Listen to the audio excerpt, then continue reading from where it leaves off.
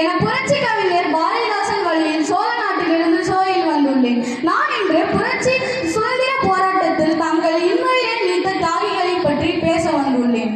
வாணிபம் என்ற பெயரால் இந்திய திருநாட்டுக்குள் நுழைந்து நமது இயற்கை செல்வங்களை கொள்ளையடித்து செல்லும் நோக்கத்துடன் தங்கள் படைபலத்தை கொண்டு நம்மை அடிமையாக்கி இந்திய மக்களையும் அவர் தலைவர்களையும் கொன்று குவித்த ஆங்கிலேயர்களின் செயலை தாங்க முடியாமல் அவர்களை எதிர்த்து போராடியதே இந்திய சுதந்திர போராட்டம்.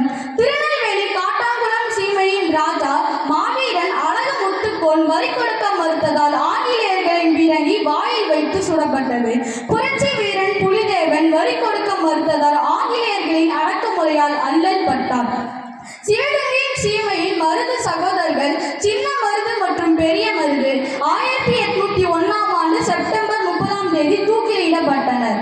வெள்ளையனை வெளியேறு போராட்டத்தில் கலந்து கொண்டதற்காகவும் வரிகோடா இயக்கத்தில் கலந்து கொண்டதற்காகவும் அண்ணல் காந்தியடிகளுக்கு 6 ஆண்டுகள் சிறை தண்டனை வழங்கப்பட்டது. கோடீஸ்வர குடும்பத்தில் பிறந்தாலும் இந்திய சுதந்திரத்திற்காக சுமார் 10 ஆண்டுகள் சிறை தண்டனை அனுபவித்தார் நமது சுதந்திர இந்தியாவின் முதல் பிரதம மந்திரி ஜவஹர்லால் நேரு.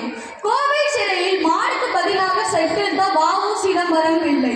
தொடுநோயை சிறை கொடுத்த பரிசாய் எண்ணி வெளியில் வந்த சுப்பிரமணிய சிவா. கொடரன் ஆஸ்துரையை கொண்டு தன்னை சுட்டுக் கொண்ட வாலிபன் வாஞ்சிநாதன்.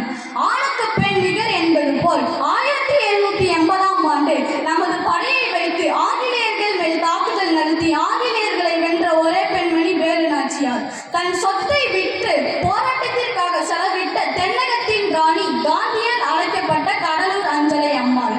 உப்பு சத்தியாகிரகத்தில் கலந்து கொண்டதற்காக சிறை சென்ற முதல் பெண்மணி ருக்மணி லட்சுமிபதி. வெள்ளையனை வெளியேறு போராட்டத்தில் கலந்து கொண்டதற்காக சிறை சென்ற கிருஷ்ணம்பாள் ஜெகநாதன். உப்பு சத்தியாகிரகத்தில் பிறந்த குழந்தையுடன் சிறைக்கு சென்ற எஸ்.என். சுந்தராம்பாள். சிறை சென்றாலும் சிறை சாலையாய் கல்வி சாலையாய் மாற்றி பெண்களுக்கு கல்வி வழங்கிய அம்புஜதம்மாள்.